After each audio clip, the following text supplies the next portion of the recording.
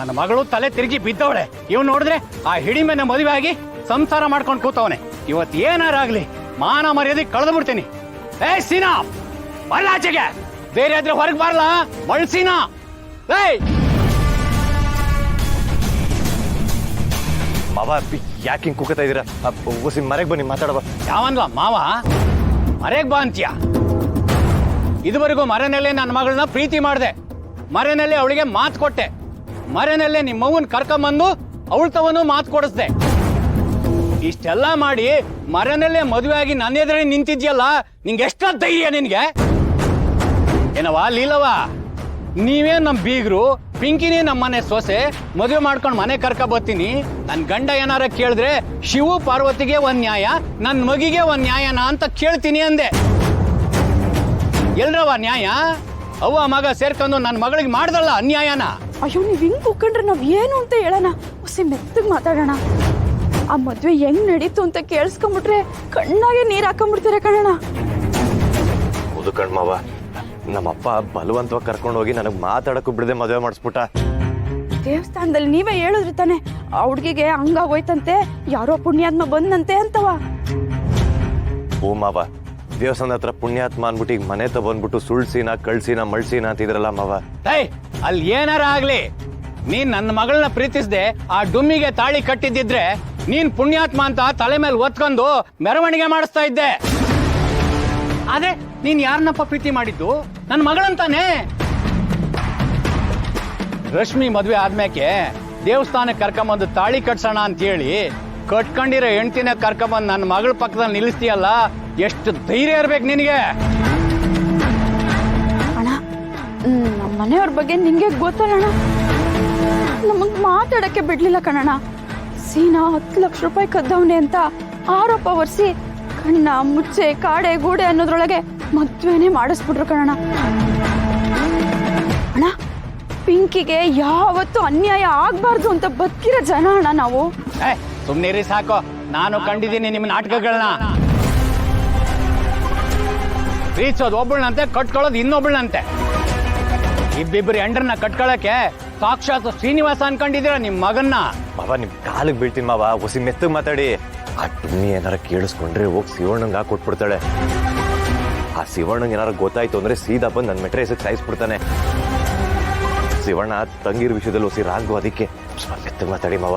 ನನ್ನ ಮಗಳಲ್ಲಿ ಸತ್ತು ಬದುಕವಳೆ.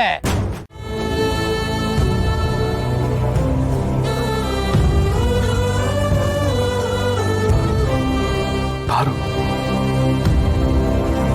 ನಮ್ಮನೆ ಪಾರು, ನಾವು ಹುಟ್ಟಿ ಬೆಳೆದಿರೋ ಮನೆ ಪಾರು. ಇನ್ನ ಹೆಂಗಾನ ಮಾಡಿ ಉಳಿಸ್ಕೋಬೇಕು.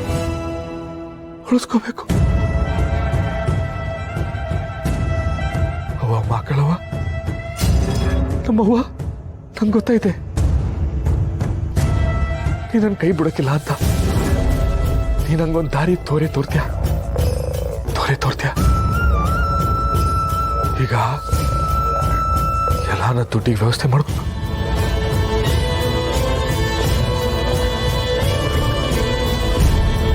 ಈ ಮನೇನ ಹೆಂಗಾನ ಮಾಡಿ ಉಳಿಸ್ಕೋತೀನಿ.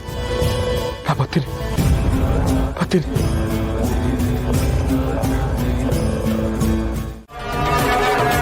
ಅಲ್ಲ, ಏನಯ್ಯ ಅನ್ಕೊಂಡಿದ್ಯಾ ನಿನ್ ನನ್ ಗಂಡನ?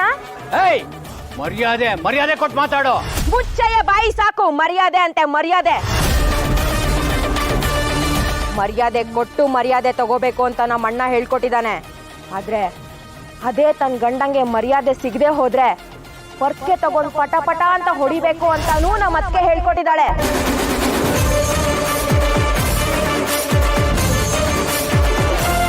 ನನ್ ಗಂಡಂಗೆ ನೀನ್ ಮರ್ಯಾದೆ ಕೊಡದೆ ಇರ್ಬೇಕಾರೆ ನಿಂಗೆ ಯಾಕಯ್ಯ ನಾನು ಕೊಡ್ಬೇಕು ಮರ್ಯಾದೆ? ಓಹೋ, ಇಷ್ಟೆಲ್ಲ ಮಾತಾಡ್ತೀಯಲ್ಲ, ಈ ನನ್ನ ಮಗ ಏನ್ ಮಾಡಿದಾನಂತ ಗೊತ್ತಾ ನಿಂಗೆ?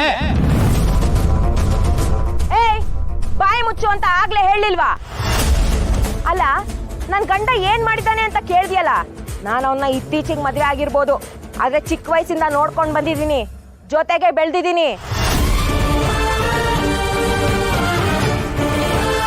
ಅಬ್ಬಬ್ಬಾ ಅಂದ್ರೆ ನಿನ್ ಮಗಳನ್ನ ದಪ್ಪ ಮಾಡಿಸ್ತೀನಿ ಅಂತ ಜಿಮ್ಮಿಗೆ ಸೇರ್ಸ್ಕೊಳಕ್ ದುಡ್ಡು ಇಸ್ಕೊಂಡಿರ್ಬೋದು, ಇಲ್ಲಾಂದ್ರೆ ನಿಂಗೆ ಏನಾರು ಕೆಲಸ ಮಾಡ್ಕೊಡ್ತೀನಿ ಅಂತ ಮಾತು ಕೊಟ್ಟು ಲೇಟ್ ಮಾಡಿರ್ಬೋದು.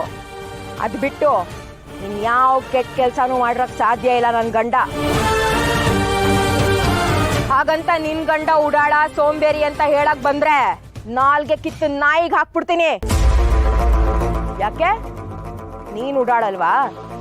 ನೀನ್ ಸೋಂಬೇರಿ ಅಲ್ವಾ? ಬೆಳೆಯುವಾಗ ಎಲ್ಲ ಹುಡುಗರು ಉಡಾಳ್ರಾಗೆ ಇರ್ಬೇಕು, ಸೋಂಬೇರಿಗಳಾಗೆ ಇರ್ಬೇಕು.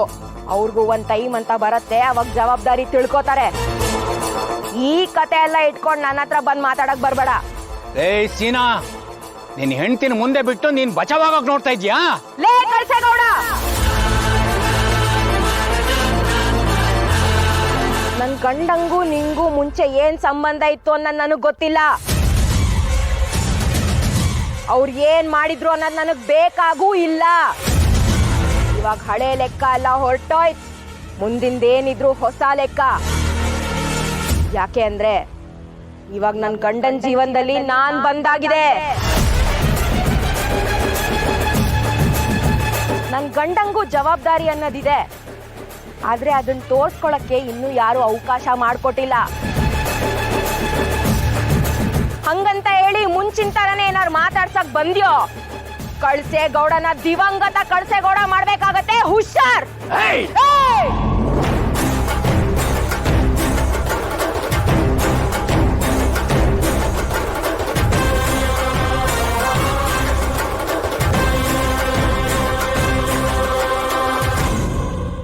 ವಯಸ್ಸಿಗೆ ಮೀರಿ ಮಾತಾಡ್ತಾ ಇದೀಯ. ನಿಮ್ಮ ಅಣ್ಣ ನಿನಗೆ ಇದನ್ನೇ ಹೇಳ್ಕೊಟ್ಟಿರೋದಾ?